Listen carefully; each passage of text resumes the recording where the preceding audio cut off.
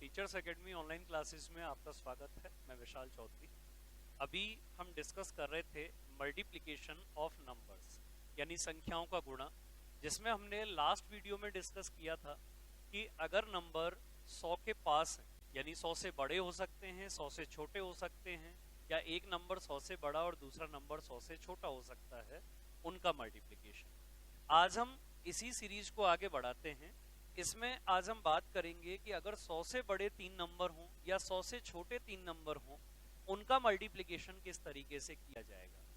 मैं आपको फिर से इसका यूज बता दूं कि इसका यूज हम करेंगे परसेंटेज में। अगर हमें कोई ऐसा क्वेश्चन मिलता है जिसमें 3 अलग अलग नंबर हों जो 100 से बड़े हों, यानी 3 बार हमें इंक्रीमेंट या वृद्धि दे रखी हो, प्रॉफिट एंड लॉस में 3 प्रॉफिट दे रखे हों, या चक्रवृद्धि ब्याज या कंपाउंड इंटरेस्ट की बात करें उसमें 3 संख्याएं मुझे दे रखी हैं, 3 साल का ब्याज निकालना है, या वॉल्यूम यानी आयतन की बात करें तो वहां पर अगर मुझे 3 संख्याएं दे रखी हैं तो उनको मैं गुणा कैसे करूंगा।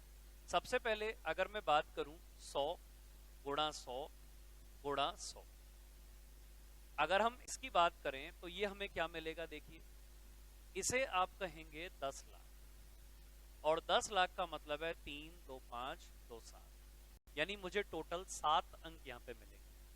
इसका मतलब अगर मुझे कभी गुणा करना हो 102 103 105 इस तरह की संख्याओं का, तो इतना श्योर है कि इसमें मुझे 7 अंकों की संख्या मिलेगी। अब देखिए वो 7 अंक मुझे कैसे मिलेंगे। जैसा लास्ट वीडियो में हमने डिस्कस किया था, इस बार भी हम क्या करेंगे, हम ये चेक करेंगे कि नंबर 100 से बड़ा है या छोटा। तो ये 100 से कितना ज्यादा है 2, ये कितना ज्यादा 3, और ये कितना ज्यादा 5। तो 2 + 3 + 5 कुल मिला के 100 से कितना ज्यादा 10। तो 100 में 10 जोड़ दें 110 होगा, यानी मुझे पहले 3 अंक। अच्छा, उसी लास्ट वीडियो में हमने पढ़ा था कि लास्ट में हम क्या करते थे कि इन तीनों का जितना ज्यादा है उसका मल्टीप्लिकेशन करते थे। बिल्कुल ऐसा ही इस बार भी हम करेंगे कि 2 × 3 6, 6 × 5 कितना हो जाएगा 30 हो जाएगा। तो लास्ट के जो मुझे 3 अंक मिलेंगे वो इन तीनों के मल्टीप्लिकेशन से मिलेंगे। एक बार फिर शुरुआती 3 अंक मिलेंगे, 2 + 3 + 5, यानी जितना ज्यादा है उसको जोड़ लें और उसे ओवरऑल 100 में जोड़ दें। और लास्ट के 2 अंक मिलेंगे कि जितना ज्यादा है उन तीनों का आपस में आपने मल्टीप्लिकेशन यानी गुणा कर दिया। अब बचे मेरे पास 2 डिजिट और जो मुझे बीच में मिलने चाहिए। देखिए अब ये कैसे मिलेंगे, ये 6 होगा अगर इनका गुणा करते हैं। अगर आप सिर्फ इन दोनों संख्याओं का गुणा करते हैं तो 3 × 5 कितना होगा 15। ये 6 मिला, ये 15 मिला, और अगर आप इनका गुणा करते हैं तो ये क्या मिलेगा 10। तो ये 10, ये 15, 25 हुए, और 25 में 6 जोड़ दें तो कितना हो जाएगा 31। तो फाइनली मुझे आंसर मिलेगा 110 31 30। एक बार फिर देखें, अगर नंबर होता 103 104 105, इनका अगर मुझे गुणा करना है तो प्लस का 3 प्लस का 4 प्लस का 5, कुल मिला के 5 और 4 9 और 3 12, 100 में 12 जोड़। लास्ट में तीनों का मल्टीप्लिकेशन तो 3 × 4 12, 12 × 5 कितना हो जाएगा 60। लास्ट के 2 अंक ये हो गए। अब बीच में जो 2 अंक मिलेंगे वो कैसे कि 2 संख्याओं का आपस में गुणा करते जाएं और जोड़ते जाएं। तो ये 12 और ये 20, 32 हुए, और 32 और 15 कितने हो जाएंगे 47। इनका गुणा 12, इनका गुणा 20 और इनका गुणा 15, तो टोटल हो जाएगा 47। एक बार फिर देखते हैं, 106 108 और 104 का मुझे गुणा करना है। तो प्लस का 6 प्लस के 8 और प्लस का 4, तो कुल मिला के कितने हो जाएंगे 18, 118। जब आप इन दोनों का गुणा करेंगे तो 48, इन दोनों का गुणा करेंगे तो 32, 48 32 कितने हो जाएंगे 80, और 80 और 24 कितने हुए 104। 104 का मतलब मुझे तो 2 ही अंक चाहिए थे, तो मैं 0 4 रखूंगा और 1 चला जाएगा आगे। एक बार फिर 48 और 32 80 हो गए, 80 और 24 कितने हुए 104। मैंने 0 4 रखा, 1 को फॉरवर्ड कर दिया। अच्छा, अब इसके बाद अंतिम 3 अंक कैसे मिलेंगे, 6 × 8 48, और 48 को 4 से गुणा करना है। अच्छा, 40 × 4 160, और 8 × 4 32, तो 160 और 32 192, 92 रखना है, 1 आगे जाएगा।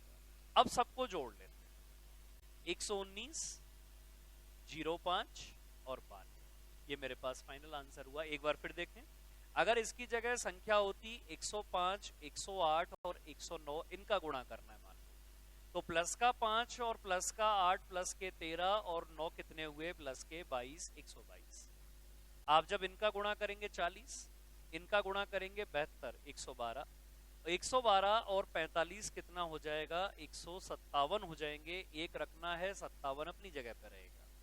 अच्छा, अब इन तीनों का गुणा करें तो कितना हो जाएगा, 40 गुणा 9, 360, तो 3 आगे जाएगा और 60 अपनी जगह पर रहेगा। ये 123 हुए, ये 60 हुआ, और ये भी कितना होगा, 60।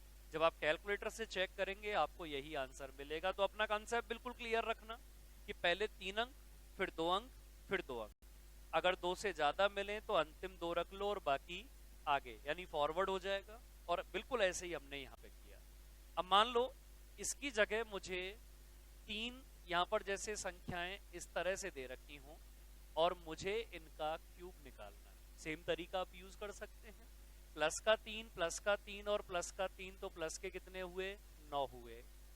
100 में 9 जोड़ दो, ये 9 होगा, ये भी 9 होगा और ये भी 9 होगा, तो कितना हो गया टोटल, 27। और 3 गुणा 3 गुणा 3 यानी 3 का क्यूब कितना होगा, ये भी 27। एक बार फिर देखें, अगर 106 होता गुणा 106 गुणा 106, तो प्लस का 6, प्लस का 6 और प्लस का 6, तो प्लस के 18 हुए। 100 में 18 जोड़ दें, 118। 36, 36, 36, 108, 08 रखना है, एक आगे भेज दो।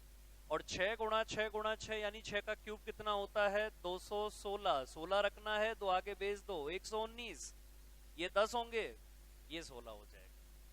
अच्छा, अब अगर यही संख्याएं 100 से छोटे होते तो इनका गुणा हम कैसे करते। सबसे पहले जब हमने ये शुरुआत की है तो क्यूब से ही करते हैं एक बार शुरुआत, कि मुझे 98 गुणा 98 गुणा 98 करना है। तो माइनस का 2, माइनस का 2 और माइनस का 2, 100 से कितना कम, कुल मिला के 6 कम। 100 में से 6 कम कर दो, 94। अच्छा, अब इनका मल्टीप्लीकेशन प्लस में, इनका मल्टीप्लीकेशन संख्या प्लस में, और इनका मल्टीप्लीकेशन फिर से संख्या प्लस में। तो ये 4, ये भी 4 और ये भी 4, तो प्लस के कितने हुए, 4, 4 और 4 यानी 12। और जब तक संख्या प्लस में मिले यहां लिखो, संख्या माइनस में मिले तो नीचे लिख दो या 0 लगा दो। अच्छा, अब बचे अंतिम 2 अंक, वो कैसे मिलेंगे, तीनों का आपस में गुणा। और जब आप तीनों का आपस में गुणा करोगे तो आपको मिलेगा माइनस का 8। आप 2 0 लगाएंगे और इसमें से 8 माइनस करेंगे। माइनस करना मैंने आपको पहले सिखाई दिया कि आप एक कम करेंगे 94, 11 और 100 में से 8 कम कर दो तो कितना हो जाएगा, 92। आप कैलकुलेटर से चेक करेंगे आपको यही आंसर मिलेगा। एक बार फिर से देखें, अगर यही होता 96, मुझे 96 का क्यूब निकालना है।